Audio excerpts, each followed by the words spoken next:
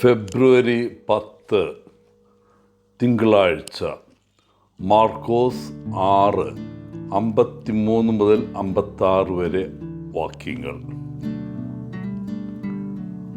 ആശയവിനിമയത്തിനുള്ള വളരെ ശക്തമായൊരു മാർഗമാണ് സ്പർശനം. നമ്മൾ ആദ്യം പഠിക്കുന്ന ഭാഷയാണിത്. ആദ്യം വികസിപ്പിക്കുന്ന ഇന്ദ്രിയവുമാണ്. ഉചിതമായി ചെയ്താൽ നമ്മുടെ ബന്ധങ്ങളെയും നമ്മുടെ മൊത്തത്തിലുള്ള ക്ഷേമത്തെയും പരിപോഷിപ്പിക്കുന്നതിന് സ്പർശനത്തിന് അഗാധമായ കഴിവുണ്ട്. 1908 ഹെലൻ കെല്ലർ തൻ്റെ ആദ്യ പുസ്തകമായ ദ സ്റ്റോറി ഓഫ് മൈ ലൈഫിൻ്റെ വിജയത്തിൻ്റെ തുടർച്ചയായി the world I live in എന്ന പുസ്തകം പ്രസിദ്ധീകരിച്ചു. അതിലെ ഒരു ലേഖനം സ്പർശനത്തിൻ്റെ ശക്തിയെക്കുറിച്ചാണ്. കെല്ലർ എഴുതുന്നു, അന്ധതയും ബധിരതയും കാഴ്ചയും കേൾവിയും ആസ്വദിക്കുന്ന കാര്യങ്ങളിൽ നിന്ന് നമ്മെ പൂർണ്ണമായും വേർപെടുത്തുന്നു എന്ന ആശയത്തെ കെല്ലർ നിരാകരിക്കുന്നു.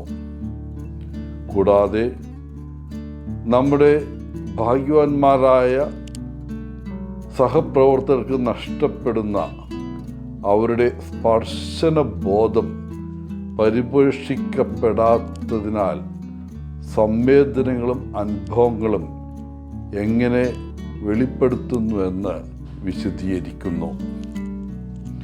ഇന്നത്തെ സുവിശേഷം ആരംഭിക്കുന്നത് യേശുവും ശിഷ്യന്മാരും തടാകത്തിൻ്റെ മറുകരയിൽ എത്തുന്നതോടെയാണ്. അവർ വള്ളത്തിൽ നിന്ന് ഇറങ്ങുമ്പോൾ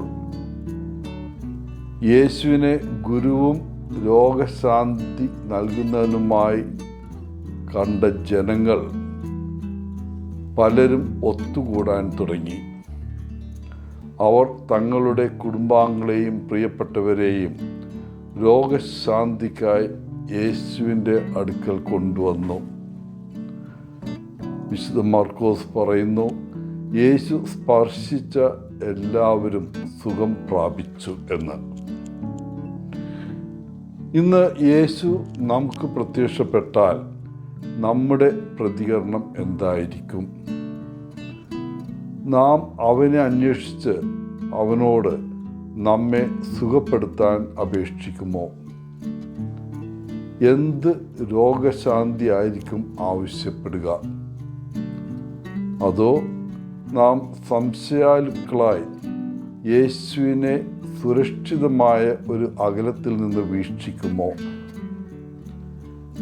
യേശുവിനെ സമീപിക്കുന്നതിൽ നിന്നും നമുക്ക് ആവശ്യമുള്ളത് അവനോട് ചോദിക്കുന്നതിൽ നിന്നും നമ്മെ തടയുന്നത് എന്തായിരിക്കും? ഭയമാണോ? അയോഗ്യത എന്ന സംശയമാണോ? അല്ലെങ്കിൽ ലജ്ജയാണോ? യേശു ഇന്നും എല്ലാ ദിവസവും നമ്മുടെ ഇടയിലുണ്ട്. എന്നിരുന്നാലും അവൻ്റെ കാലത്തെ ആളുകൾ കണ്ടതുപോലെ നമുക്ക് അവനെ കാണാൻ കഴിഞ്ഞേക്കില്ല.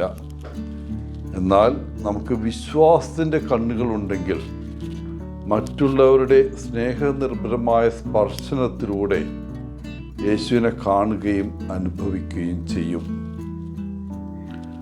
സ്പർശനത്തിൻ്റെ ശക്തി അഗാധമാണ്. അത് ഒരു അപരിചിതനിൽ നിന്നുള്ള ആകസ്മികമായ സ്പർശനമായാലും അടുത്ത ഒരാളിൽ നിന്നുള്ള ഒരു മൃദുവായ തലോടലായാലും ഉറപ്പ് നൽകുന്ന ഒരു കൈത്തണ്ടയായാലും പുറകിൽ പ്രോത്സാഹജനകമായ ഒരു സ്പർശനമായാലും നെറ്റിയിൽ ഒരു പെട്ടെന്നുള്ള ചുംബനമായാലും അല്ലെങ്കിൽ കൂടുതൽ ആർദ്രവും സാവധാനത്തിലുള്ളതും ആയ ഒരു തലോടലായാലും അതിന് ബന്ധങ്ങളെ ശക്തിപ്പെടുത്താനും സുഖപ്പെടുത്താനും ആശയവിനിമയം നടത്താനും സ്വാധീനിക്കാനും ആശ്വസിപ്പിക്കാനും കഴിയും.